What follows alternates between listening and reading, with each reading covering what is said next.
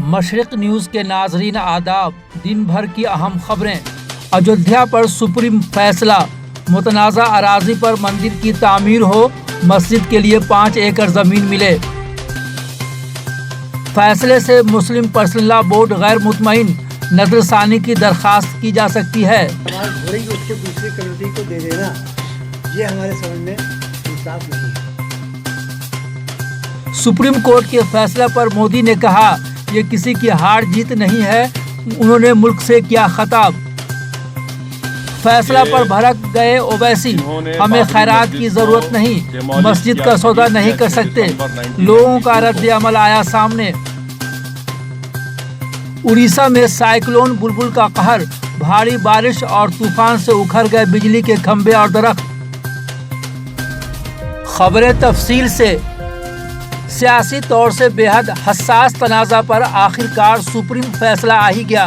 Supreme court की आईनी bench ने 500 साल से जायद कदीम अयोध्या बाबरी मस्जिद अराजी तनाज़ा में मुत्तफ़क़ा फैसला सुनाते हुए मुकम्मल 2.77 एकड़ मुतनाज़ा ज़मीन को श्री राम लल्ला विराजमान को सौंपने और सुन्नी वक्फ बोर्ड को मस्जिद की तामीर के लिए अयोध्या में ही अहम मकाम पर 5 एकड़ अराजी देने का फैसला सुनाया। इस फैसले ने अयोध्या में राम मंदिर की तामीर की राह भी हमवार हो गई। अदालत ने अपने 1045 सफ़हात पर मुश्तमिल हुक्म में शिया वक्फ बोर्ड की मलकियत और निर्मोही अखाड़ा के दावों को मुस्तरद करते हुए वाज़ा किया कि मस्जिद खाली जगह पर नहीं बनाई गई थी। बेंच ने यह भी वाज़ा किया कि इस बात का कोई सबूत नहीं है कि यह मस्जिद मंदिर को मुनज़्ज़म करने के बाद तामीर की गई। फैसले में यह भी वाज़ा किया गया कि इस मामले में मलकियत का फैसला सिर्फ अकीदे की बुनियाद पर नहीं किया जा सकता, लेकिन तारीखी शवाहिद से पता चलता है कि हिंदुओं का मानना है कि भगवान राम की जाए पैदाइश अयोध्या है। बेंच ने अपने मुत्तफ़क़ा फैसले में कहा कि मरकजी हुकूमत 3 से 4 माह के अंदर अंदर मंदिर की तामीर के लिए तश्कील दे, इंतजामात के लिए जरूरी तैयारी करे। फैसले में कहा गया कि मंदिर की तामीर के लिए मरकजी हुकूमत के जरिए तश्कील दी जाने वाली ट्रस्ट में निर्मोही अखाड़ा को नुमाइंदगी दी जानी चाहिए। उन्होंने ये भी वाज़ा किया कि मुतनाज़ा जमीन पर राम लल्ला की पैदाइश के वसी सबूत हैं और अयोध्या में राम की पैदाइश हिंदुओं के अकीदे की बात है और उसमें कोई तनाज़ा नहीं है। पूरी तनाज़ा वाली जमीन की रिसीवर मरकजी हुकूमत रहेगी। अदालत ने 10:30 बजे ही फैसला सुनाना शुरू किया और 1 घंटे के अंदर सारे फैसले की तफसील पढ़कर सुना दिया। फैसला के वक्त कमरा अदालत वकला, सहाफियों और कानूनी चाराजोई और मुद्दा अलहन से भरा हुआ था। मुल्क के चीफ जस्टिस रंजन गोगोई की सरबराही वाली 5 रुकनी आईनी बेंच ने 16 अगस्त से मुसलसल 40 दिन तक इस मामले की समाअत के बाद 16 अक्टूबर को उस मामले में फैसला महफूज कर लिया था। बाबरी मस्जिद राम जन्म अराजी तनाज़ा फैसला पर सरकर्दा शख्सियात ने रद्द अमल का इजहार किया है। दिल्ली के शाही इमाम अहमद बुखारी ने कहा कि सुप्रीम कोर्ट के फैसले को चैलेंज नहीं किया जाना चाहिए। मुल्क में अमन व अमान कायम रहे और फैसला को तस्लीम किया जाए। तो सुप्रीम कोर्ट जो भी फैसला देगा हम उस फैसले को मानेंगे। तो आज मैं समझता हूँ मुल्क के मुसलमानों का मुत्तफ़िक़ा ये राय है कि सुप्रीम कोर्ट ने जो फैसला दिया है हम उसको मानें। जमीयतुल उलमा हिंद के कायद मौलाना अरशद मदनी ने कहा कि यह फैसला हमारी उम्मीद के मुताबिक नहीं, लेकिन फैसला को हार जीत के नजरिए से न देखें। ऑल इंडिया मजलिस इत्तेहादुल मुस्लिम के रहनुमा असदुद्दीन ओवैसी फैसला पर भड़क गए। उन्होंने कहा, हमें खैरात की जरूरत नहीं, मस्जिद का सौदा नहीं कर सकते। मेरा मानना यह है कि सुप्रीम कोर्ट सुप्रीम जरूर है मगर इनफेलेबल नहीं है। सुप्रीम जरूर है मगर इनफेलेबल नहीं है। चौथी बात, मेरा इस जजमेंट पर इनिशियल मेरा रिएक्शन ये है कि जिन्होंने बाबरी मस्जिद को डेमोलिश किया, शहीद किया 6 दिसंबर 1992 को, आज उन्हीं को ये बोलिए ट्रैवेस्टी कहिए, क्या कहिए, किस्मत कहिए कि आज उन्हीं को सुप्रीम कोर्ट कह रहा है कि ट्रस्ट बनाकर वहाँ पर आप मंदिर का काम शुरू करिए।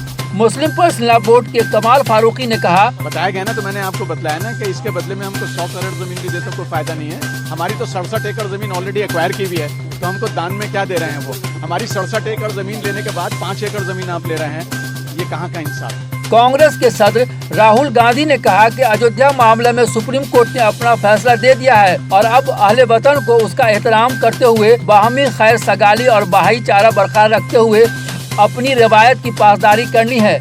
ये वक्त हम सब हिंदुस्तानियों के दरमियान भाईचारा, एतमाद और प्यार का है। सुप्रीम कोर्ट के फैसला के बाद वजीर आजम मोदी ने मुल्क को खिताब करते हुए कहा कि ये फैसला किसी की हार या जीत नहीं है। राम मंदिर के बाद अब राष्ट्र की तामीर में जुट जाएं। कांग्रेस की जानिब से कहा गया है कि कांग्रेस फैसला का एहतराम करती है, सभी मज़ाहिब का एहतराम के असूल पर कारबंद रहते हुए मुल्क अमन व अमान बनाए रखें। माननीय उच्चतम न्यायालय, सर्वोच्च न्यायालय ने इस पूरे मामले का पटाक्षेप आज सुप्रीम कोर्ट के निर्णय से कर दिया।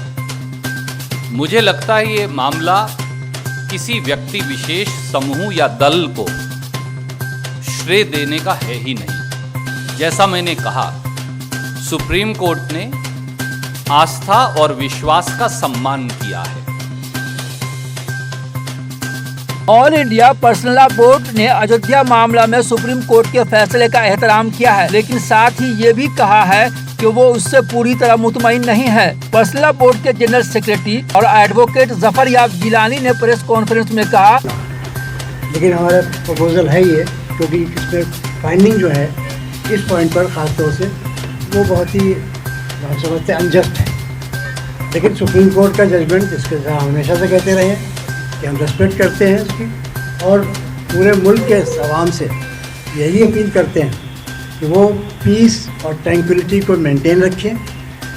किसी किस्म का कोई प्रोटेस्ट या कोई एहतजाज किसी साइड से नहीं होना चाहिए, ना कोई इसके लिए ये सोचना चाहिए कोई डिफीट किसी की है या किसी की विक्ट्री है।